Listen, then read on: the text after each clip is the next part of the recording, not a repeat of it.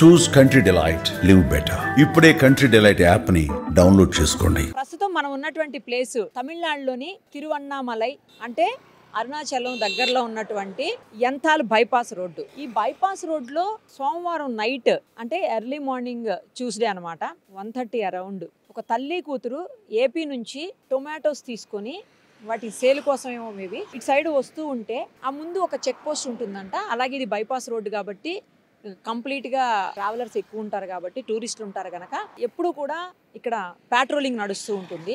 అందులోంచి ఇద్దరు కానిస్టేబుల్స్, సుందర్ రాజ్, సురేష్ రాజ్ అనే ఇద్దరు కానిస్టేబుల్స్ ఆ తల్లి కూతురు ఇద్దరు టొమాటోస్ తీసుకొని పోతుంటే వాళ్ళిద్దరిని చెక్ చేయాలని చెప్పేసి ఆపేసి తల్లిని దింపి ఇదే ప్లేస్లో ఇక్కడనే కూర్చోబెట్టి తల్లిని, ఆ అమ్మాయిని 22 ఇయర్స్ అమ్మాయి, ఆ అమ్మాయిని ఆ పక్కనే ఉన్నటువంటి పొలాల్లోకి లాక్కొని వెళ్ళి దారుణంగా రేప్ చేశారు అమ్మాయిని. అసలు ఒక్కసారి ఆలోచించండి, రక్షక భటులు అంటే ఎవరు? రక్షక భటులు. రక్షక భటులుగా ఉండాల్సినటువంటి వాళ్ళు భక్షక భటులు అయ్యారా?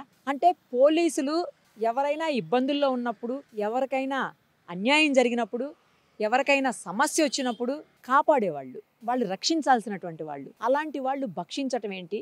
అలాంటి వాళ్ళు ఒక యువతిని అత్యంత దారుణంగా, అన్యాయంగా ఇలా అత్యాచారం చేయటం ఏంటి? ఇంతకంటే ఘోరం ఎక్కడన్నా ఉంటుందా అసలు? అయితే ఆ తల్లి అక్కడ కూర్చుని ఏడుస్తూ ఉంటే చూసినటువంటి చుట్టుపక్కల గ్రామస్తులు, అలాగే ఇక్కడ పోతున్నటువంటి కొంతమంది ఏం జరిగిందని అడిగి ఆమెని ఇమీడియట్గా పోలీస్ స్టేషన్కి తీసుకొని వెళ్ళి అక్కడ పోలీసులు కంప్లైంట్ ఇస్తే సంబంధిత ఎస్పీ గారు ఇమ్మీడియట్గా రెస్పాండ్ అయ్యి ఇద్దరు కానిస్టేబుల్స్ని సస్పెండ్ చేసి ఆ తర్వాత అరెస్ట్ చేశారు వాళ్ళిద్దరిని. ఆ అమ్మాయిని హాస్పిటల్కి పంపించారు. కానీ ఎంత ఘోరం అంటే అసలు ఎవరన్నా చేశారు, ఏదన్నా అయింది అంటే ఓకే, కొంతవరకు మనం కూడా ఇంకా క్రిమినల్స్ చేసే పనేలే ఇది, ఇలాంటివి జరుగుతూనే ఉంటాయి అని చెప్పేసి అనుకుంటుంటారు. వాళ్ళని చెకింగ్ పేరుతో ఆపడం, ఆపింది కాకుండా తల్లినేమో దింపి ఆ అమ్మాయిని తీసుకెళ్ళి అలా చేయటం. పోలీసులు ఏంటి వాళ్ళ పని అసలు? వాళ్ళ డ్యూటీ ఏంటి? నేను అందరినీ అనట్లేను, ఎవరైతే ఇంత ఘోరానికి, దారుణానికి పాల్పడ్డారో అలాంటి వాళ్ళ గురించి పర్టికులర్గా మాట్లాడుతున్నాను. పోలీసుల దగ్గర కూడా రక్షణ లేకపోతే ఇంకా రక్షించేది ఎవరు? అందరినీ కాపాడాల్సినటువంటి వాళ్లే ఇంత దారుణానికి ఒడిగడితే అసలు బయటికి ఎలా వస్తారు? అంటే వాళ్ళు ఏదో జీవనోపాధి కోసం బయటకు వచ్చినటువంటి వాళ్ళు, ఏపీకి సంబంధించినటువంటి వాళ్ళు, పోలీసులు వచ్చేసి తమిళనాడు వాళ్ళు అనమాట. ఇంకా వేరే స్టేట్ నుంచి రావాలన్నా భయపడతారు, ఏదన్నా చెయ్యాలన్నా భయపడతారు, ఎక్కడికన్నా వెళ్ళాలన్నా భయపడతారు. ఏంటి దారుణం, ఏంటి ఘోరం అసలు? కఠినమైన శిక్షలు ఇమ్మీడియట్గా పడాల్సినటువంటి అవసరం ఉంది ఇలాంటి వాళ్ళ మీద. చట్టం గురించి తమకు తెలుసు, చట్టం గురించి అన్నీ చదువుకున్న వాళ్ళే, తప్పు చేస్తే ఏమవుతుందో తెలుసు, తప్పు చేసిన వాళ్ళకి ఎలాంటి శిక్షలు పడతాయో తెలుసు, ఎలాంటి శిక్షలు అనుభవించాలో తెలుసు. తెల్లారు లెగిస్తే అలాంటి వాళ్ళు ఎంతమంది రేపిస్టుల్ని, లేకపోతే దొంగల్ని, క్రిమినల్స్ని పట్టుకెళ్ళి జైల్లో పెట్టాల్సినటువంటి వాళ్ళు చివరికి జైల్లో కూర్చున్నారంటే ఇంతకంటే దారుణం, దౌర్భాగ్యం ఇంకోటి ఉంటుందా? అసలు ఏం పోలీసులు రా మీరు? నేను మీ ఇద్దరినే అంటున్నాను, ఏం పోలీసులు రా? అసలు మీరు మనుషులా? వాళ్ళ పని మీద వాళ్ళు పోతున్న వాళ్ళని ఆపింది కాకుండా అనుమానం పేరుతో ఆపి కావాలని ఆపారనమాట.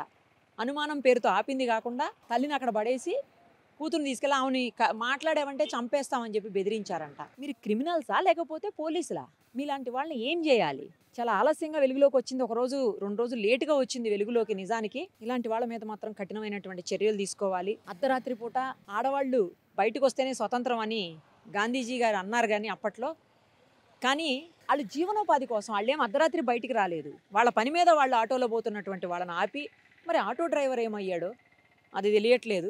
లేకపోతే అతన్ని కూడా బెదిరించి ఆమెను ఇక్కడ కూర్చోబెట్టి అమ్మాయిని తీసుకొని లోపలికి పోతే వాడిని బెదిరించి పంపించేశారేమో ఆటో డ్రైవర్ని. మరి పోలీసులు కాబట్టి వాళ్ళు కూడా వెళ్ళిపోయి ఉంటాడు ఆటో డ్రైవరు. సో సంబంధిత అధికారులు కఠినమైనటువంటి చర్యలు ఇమ్మీడియట్గా తీసుకుంటేనే ఇంకొకసారి ఇలాంటి ఘటనలు జరగకుండా ఉంటాయి. అయితే ఈ చుట్టుపక్కల ఉండేటువంటి స్థానికులే కాపాడారని చెప్పాను కదా.